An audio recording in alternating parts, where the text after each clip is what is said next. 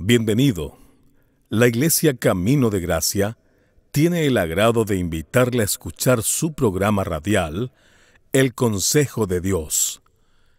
En un mundo tan cambiante, necesitamos una dirección clara y sabia para nuestro diario vivir.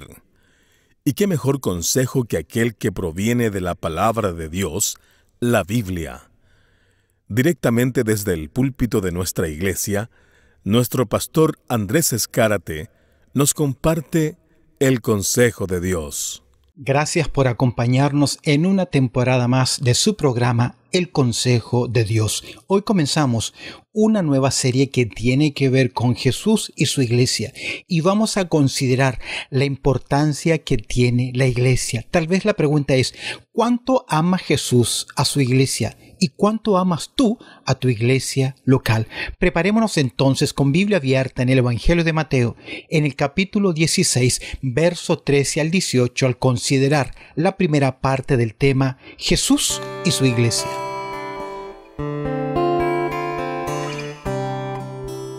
Antes de dar inicio a lo que hoy quiero considerar sobre esta nueva serie, Jesús y su iglesia, tengo algunas preguntas para hacerles. No quiero que me conteste en voz alta, sino que sencillamente son preguntas de reflexión. ¿Cuánto ama Jesús a su iglesia? ¿Cuánto la ama? No me conteste, solo en su corazón. ¿Cuál fue el precio que Él pagó por su amada, por su iglesia? ¿Qué está haciendo actualmente Jesús por su iglesia? ¿Qué hará Jesús al final con su amada, con su iglesia? ¿Comprendo la importancia de la iglesia? ¿Entiendo su valor? ¿Tengo un alto compromiso por la iglesia que es del Señor? ¿Amo a mis hermanos en Cristo comprendiendo el valor que tienen ellos para Dios? Creo que son preguntas legítimas y de mucha reflexión. Voy a ir al final de mi sermón. ¿Cómo puedes decir que amas a Dios a quien no ves y a tu hermano que ves no le amas? Él es iglesia. Ella es iglesia. Fue comprado con la sangre preciosa de Cristo Jesús. Y Dios está trabajando en su vida como lo está haciendo también en la mía. ¿Sabes qué he descubierto después de años en el ministerio? Que la gente tiene poco amor por aquello que tiene tanto valor para nuestro Señor Jesucristo. El teólogo Charles Ryrie, en su libro Teología Básica, dice lo siguiente y que me pareció interesante hacer mención de esto. Él dice en su introducción a la doctrina de la iglesia lo siguiente: la importancia de la iglesia difícilmente puede ser sobreestimada. Es la que Dios compró con la sangre de su propio Hijo, la que Cristo ama, sustenta y cuida, la que un día Él se presentará a sí mismo santa y sin mancha en toda su gloria. Edificar su iglesia constituye la obra principal de Cristo en el mundo hoy, por su repartimiento de dones espirituales, de modo que el ejercicio de esos dones por parte de los creyentes nos une a lo que Cristo está haciendo hoy en día.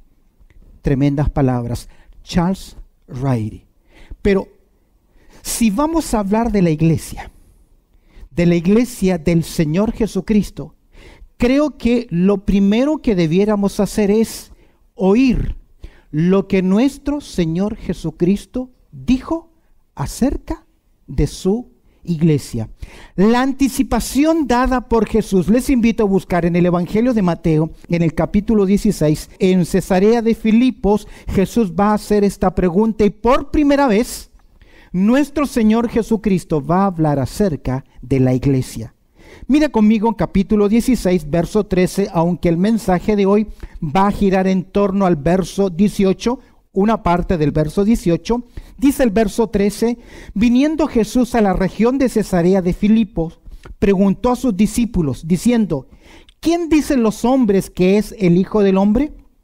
Ellos dijeron, uno Juan el Bautista, otros Elías y otros Jeremías o alguno de los profetas. Verso 15, él les dijo, ¿y vosotros, quién decís que soy yo? Respondiendo Simón Pedro dijo, tú eres el Cristo, el Hijo del Dios viviente. Entonces le respondió Jesús, bienaventurado eres Simón, hijo de Jonás, porque no te lo reveló carne ni sangre, sino mi Padre que está en los cielos. Juntos el verso 18. Y yo también te digo que tú eres Pedro, y sobre esta roca edificaré mi iglesia, y las puertas del Hades no prevalecerán contra ella. Esta es la porción más conocida del pueblo de Dios acerca de la iglesia. Y déjame decirte algo, si vamos a estudiar, si vamos a hablar sobre la importancia de la iglesia, es legítimo entonces considerar lo que Jesús dice acerca de ella. Es interesante, esta es una de las porciones más conocidas por el pueblo de Dios, pero también es un pasaje de primera referencia. ¿Por qué? Porque es la primera vez que aparece el término iglesia en toda la Biblia. No antes, tal vez con traducciones se puede utilizar hoy la misma palabra, pero nunca se mencionó la iglesia hasta esta ocasión que sale de los labios de Jesús. Es la primera referencia de Jesús acerca de la iglesia. 2 veces aparece esta palabra iglesia en los 4 evangelios y las 2 veces aparecen solamente en el evangelio de Mateo. La siguiente vez que se hace mención de la iglesia será en el capítulo 18 para cuidar Jesús la santidad de su iglesia local. Esta palabra iglesia aparece alrededor de 114 veces en todo el Nuevo Testamento. Ahora, déjame decirte algo hablando sobre el significado de la palabra iglesia. Esta palabra, como nosotros nos suena en castellano, iglesia, es una transliteración. La transliteración no es una traducción. La transliteración es buscar el sonido más parecido en el propio idioma. En griego, la palabra es eclesía. Es por eso que los traductores hicieron una transliteración del sonido y hablamos de iglesia. Ahora, la palabra eclesía era un término muy común entre los griegos, pero escúchame bien, jamás se utilizó para hablar de un culto religioso. La palabra etimológicamente eclesía está compuesta de un prefijo ek que significa sacar, salir o aparte, y el verbo kaleo que significa llamar o convocar. En otras palabras, eclesía significa aquellos que han sido convocados, aquellos que han sido llamados a un punto o aparte. Se utilizaba en la política en los tiempos del Nuevo Testamento, en el griego clásico, para hablar de una asamblea, de una convocación, pero jamás tuvo un tenor religioso. Pero a Jesús le plació tomar el término eclesía, iglesia, para hablar de aquellos que hemos sido sacados del mundo y colocados o reunidos en un lugar específico. Y qué lindo es, porque el Señor nos sacó de las tinieblas a la luz, del reino de oscuridad, del dominio de Satanás, al reino del amado Hijo. A la luz del Nuevo Testamento se designa iglesia a aquella compañía que Dios en la eternidad pasada eligió, por la cual Cristo murió, pagó el precio, y en el tiempo, a través del testimonio de esta iglesia, de los creyentes, de la predicación de la palabra, el Espíritu Santo va convenciendo de pecado, de justicia y de juicio.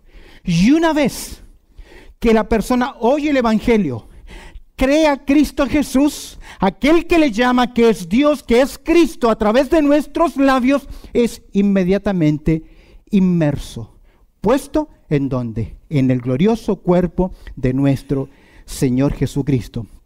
Su significado en teología tiene dos aspectos. En primer lugar, hablamos de iglesia en un sentido total, en un sentido general. Se le denomina también la iglesia universal. Y explico.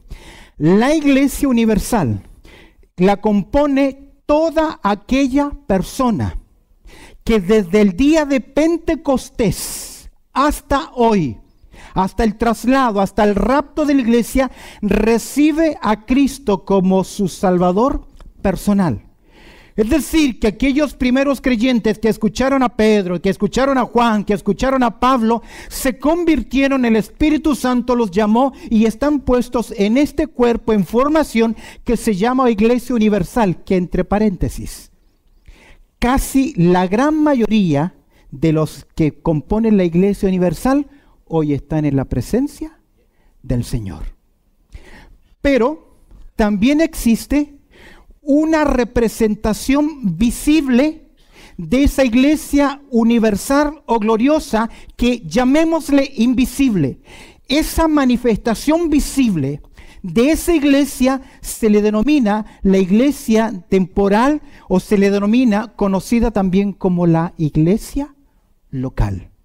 Es decir, todo grupo de personas organizados, reunidos en el nombre de Cristo Jesús, que ha formado su liderazgo independientemente del tipo de liderazgo que tenga, pero que se convoca en un punto determinado, es parte de la iglesia invisible. Esa es la iglesia local. Ahora, no todo grupo que se reúne en torno a una Biblia es una iglesia. Mi abuela me decía lo siguiente: estos canutos, decía ella, levantan iglesia como callampas. Las callampas para los chilenos son hongos, que un día que hace lluvia, al día siguiente ya aparece un hongo. Y dicen, levantan iglesias como callampas. Se enojaron, se dividieron y cualquiera decidió formar un grupo y comenzar una iglesia. No todo grupo, aunque se reúna en el nombre de Jesús. Jesús dice, donde hay 2 o 3, Él está ahí, pero eso no significa que sean realmente, ¿qué cosa? Una iglesia local. Una iglesia local tiene su organización, tiene su credo, tiene su sistema de adoración. Esta iglesia local, cada vez que es convocada, cada vez que un varón se pone frente a un grupo convocado, en ese mismo momento ese grupo local entra en función y entran ante la presencia del Señor.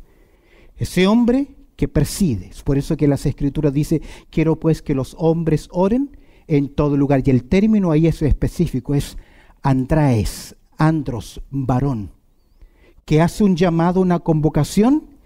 Nosotros estamos ante la presencia del Señor.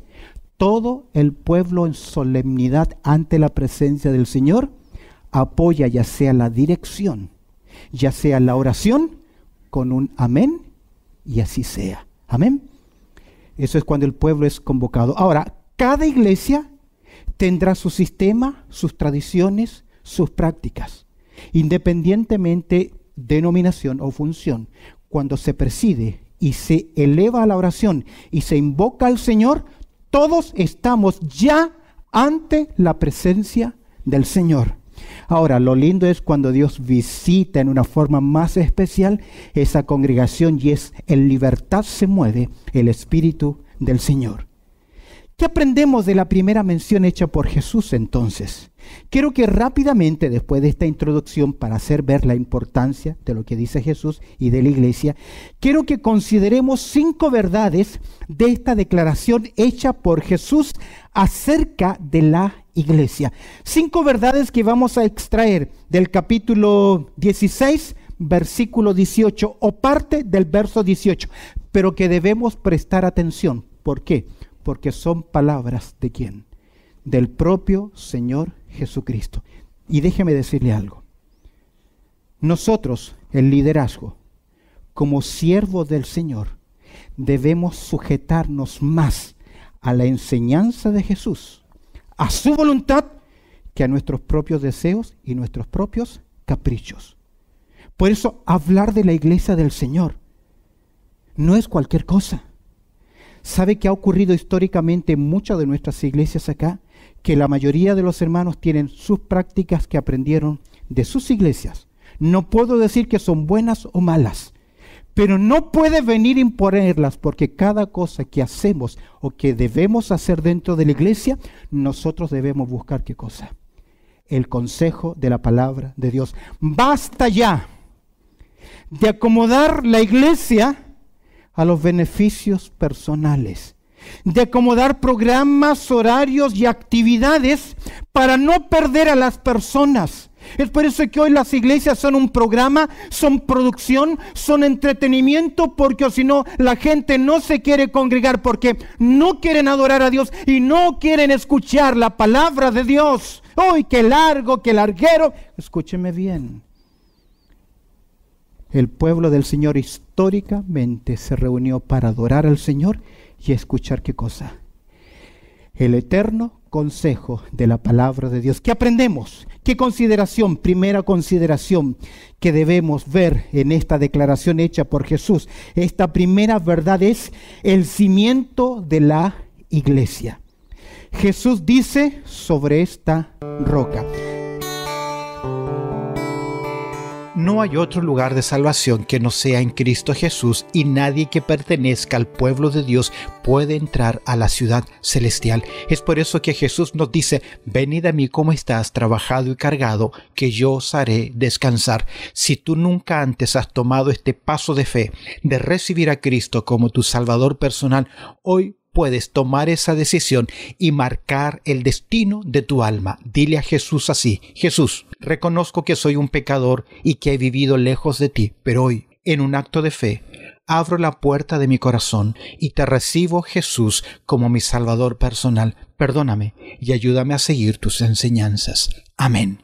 Si has tomado este paso de fe de acuerdo a las Escrituras y por la fe que tú has depositado en Cristo Jesús, eres un hijo de Dios, una nueva semilla que necesita ser plantada en una iglesia local para que crezca para la gloria de Dios. Las puertas de nuestra iglesia están abiertas. Recuerda, 10 de la mañana comienza nuestro servicio dominical. De igual forma nos puedes seguir a través de las redes sociales. Queremos conocerte y ayudarte en tu nueva vida en Cristo. Dios te bendiga.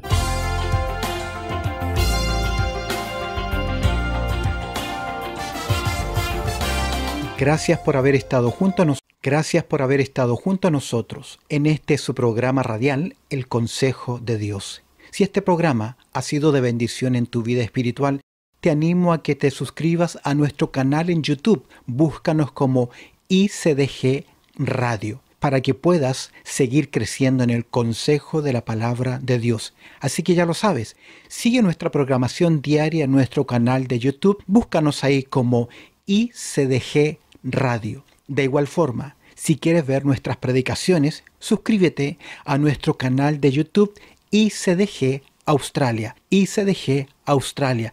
También puedes acompañarnos en nuestros servicios en línea, nuestros servicios virtuales, que lo hacemos a través de Facebook. Si quieres estar junto a nosotros a través de los servicios en línea, búscanos como ICDG Hoxley Park en Facebook. Los miércoles a las 7 de la tarde y el día domingo 10 de la mañana en horario de Sydney, Australia. Suscríbete a nuestros canales, mantente informado. Para los que viven en Sydney, les animamos a que en algún momento visiten nuestra iglesia, que está ubicada en el número 22 al 38 de la Redmayne Road, 22 al 38 de la Redmayne Road. Esto es en el suburbio de Hoxley Park. Para mayor información, comunícate con nosotros al teléfono 0430 584 990. Repito, 0430 584 990. Dios te bendiga.